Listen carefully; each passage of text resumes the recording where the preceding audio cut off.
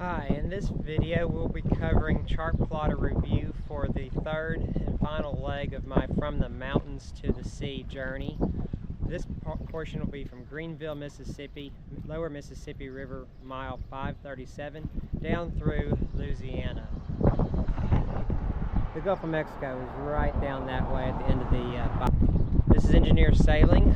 I'm Carlton, and we will be covering Lighthouse from Raymarine, Argo Navigation, SeaPeople SailTies, and SavvyNavvy.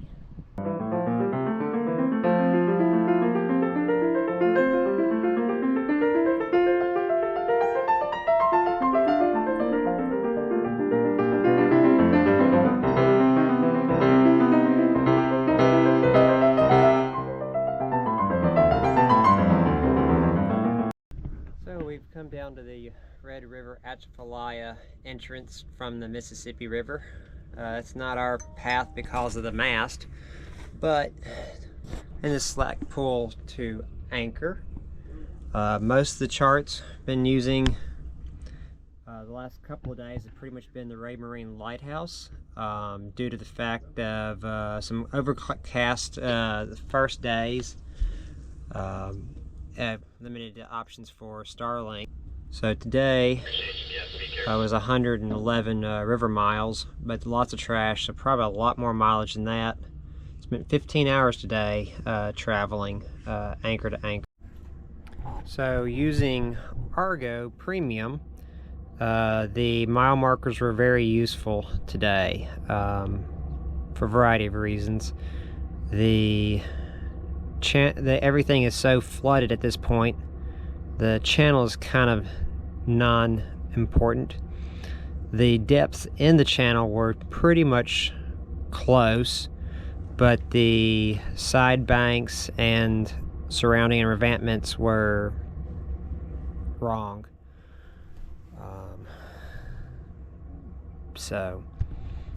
But still had the mile markers.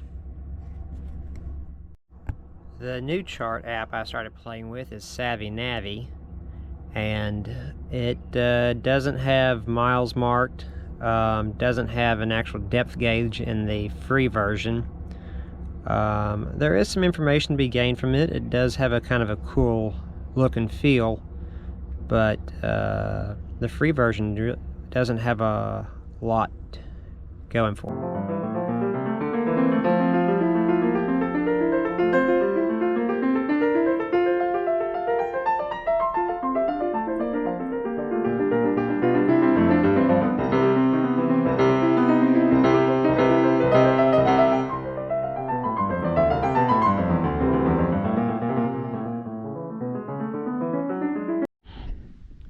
So I've made it from the Atchafalaya Cutoff Canal down the Mississippi to Baton Rouge and now in towards Port Allen.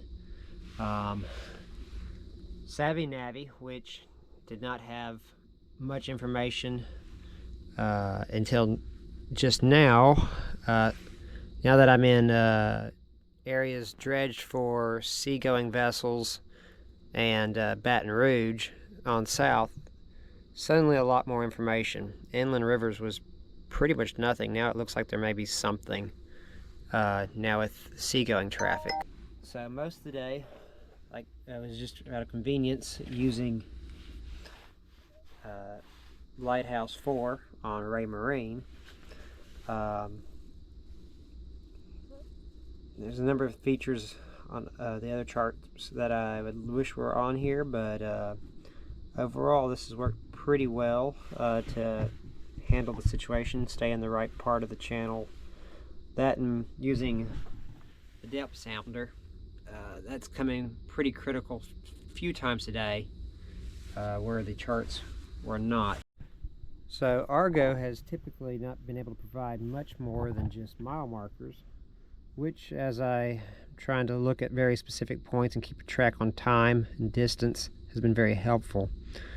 But after getting off on the Port Allen Canal after Baton Rouge, suddenly these depths are working pretty well. So that is hopefully will stay that way the rest of the way. as well as have the mile markers and some route tracking. So today I went from Port Allen and down the Port Allen Bell River, and using a combination of different apps and the chart plotter. The Raymarine Lighthouse did pretty good. I didn't know what this symbol was, so I tried to use SavvyNavvy today, but it kept locking up, kept crashing. So you can see on Argo it shows that there's plenty of deep access to the water over there that Raymarine is saying obstacle. And so a local fisherman said that as he helped me set anchor and stop, that there's a line of cypress trees all the way down this bayou that were cut off at or below water level, and the stumps were floated down river to, or the logs were floated down river to sail, and the stumps were left. And so no one can access this water over here because of those stumps. And so, but because of the wind out of the west tonight, I wanted to get over here to anchor tonight. And yeah, so it would have been a good spot, but looking for what was this, looks like a great suggested place to anchor by Argo has broke my boat. So I was also watching the depth sounder, so I was in 9 feet of water coming down the channel looking for a safe deep cut in case water levels and tides change, so I could leave in the morning. And so in 9 feet of water, then suddenly I just hit something extremely hard, and then the local fisherman that Kobe that helped said it was a cypress stump. Today I also had to call a number of bridges, and so because of the lack of real local names on Raymarine and Argo and SavvyNavvy, although SavvyNavvy didn't seem to look as bad, but today I wasn't really able to give it a test because it just would not work. And so I kept going to the SeaPeople app, so that gave me a map with some places and names, as well as trying out the tracking feature, but the track did not work. So at the moment I'm just pretty upset right now. My rudder is all locked up, it seems to be jammed. I'm stuck. I wasn't able to back down on the anchor. So right now I'm a little bit sour after what was a really amazing day. Coming down this canal in the middle, going back and forth between all the different charts, trying to sort out what I was seeing in all the depth sounder, and being very careful, many times going to neutral or even just coasting, or down an idle, watching the sounder.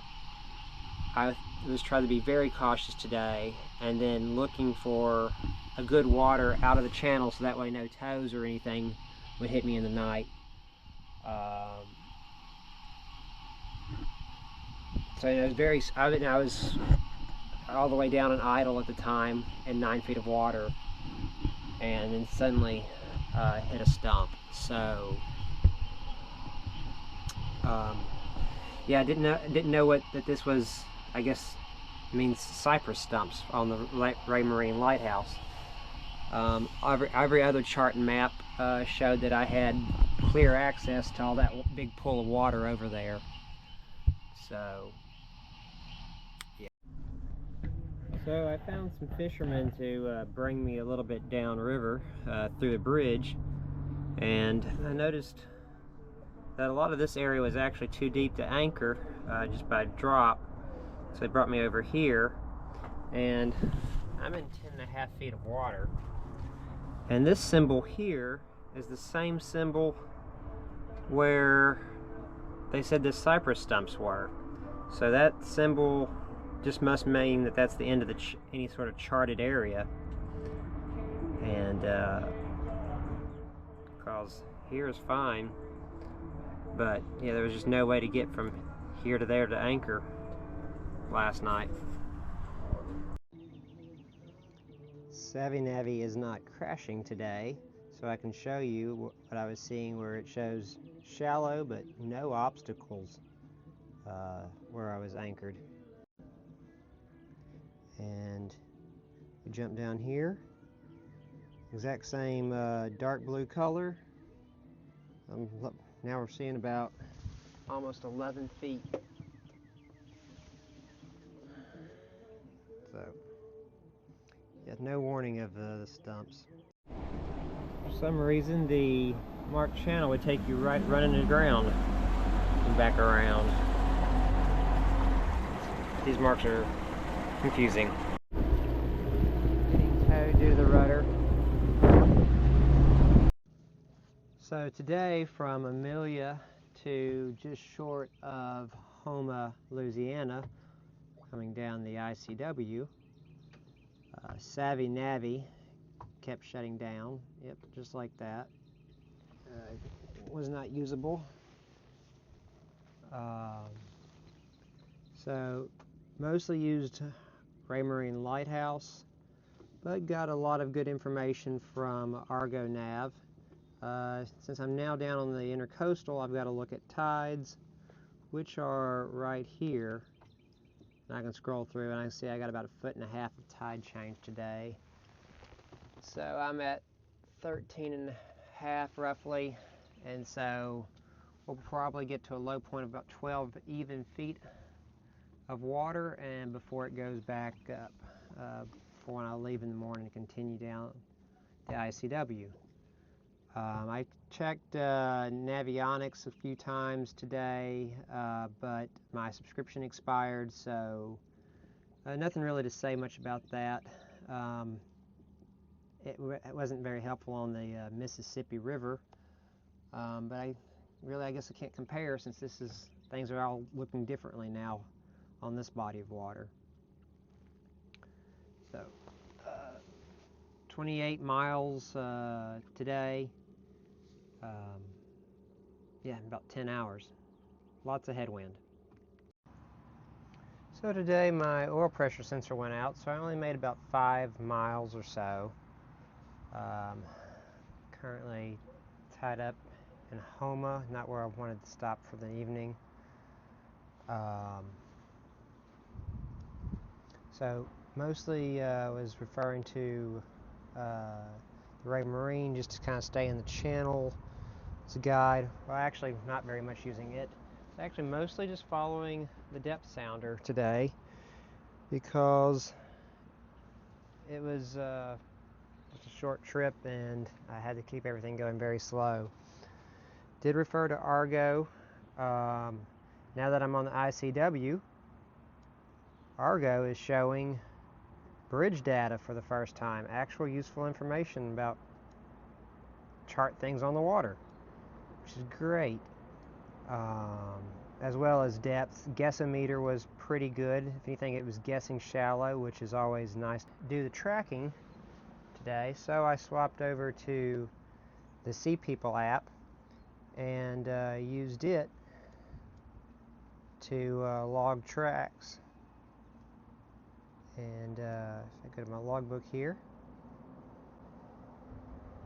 so I can do logs, post pictures with, post, or keep the logs private.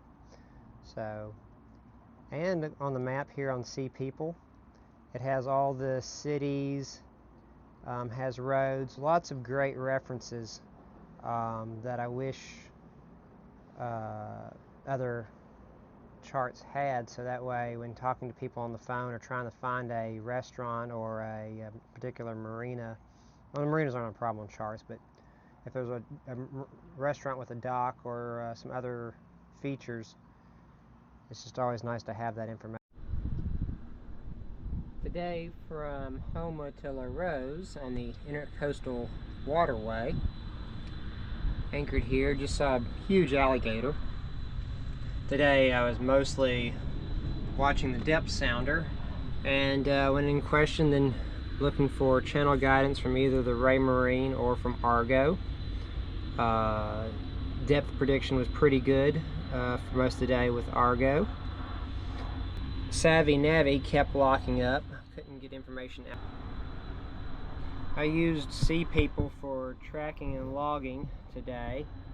It was a bit glitchy at times, but the saved track was actually better than Argo's.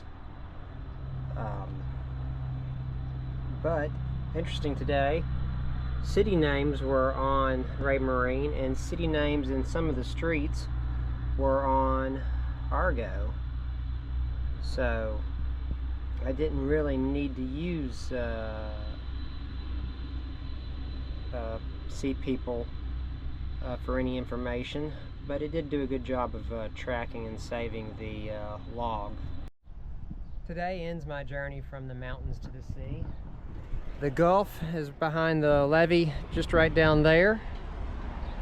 So today I was mostly following the depth sounder. The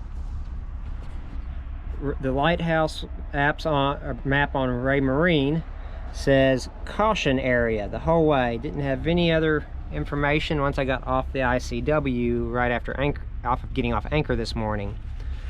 SavvyNavvy didn't crash. Has a lot of street names and road names. Had some, but basically nothing else. So when I got in question about the depth, I had to go to Argo to try and get me a direction whether maybe going starboard bank or port bank might be more beneficial than just running the center of the Bayou Lafouche on down. So I tried SailTies today, and it seemed to do better at tracking and logging than any other tracking logging options I've been able to use on all other apps: Navionics, Raymarine, Argo, SeaPeople. Compared to all of them, this has only been tried once, so maybe once I give it a few more tries I may find some faults, but it worked today quite well. I think you can see from the reviews that a waterproof dedicated chart plotter mounted provides an amazing amount of convenience at times. However, the Lighthouse Raymarine charts are definitely lacking in information. The Argo Navigation typically had the most information, but there were definitely some things lacking on it. And as I showed, the tracking and logging feature is actually probably much better covered with SailTies. Captain Jeff, the owner of Argo, has promised his wife a trip on the Great Loop.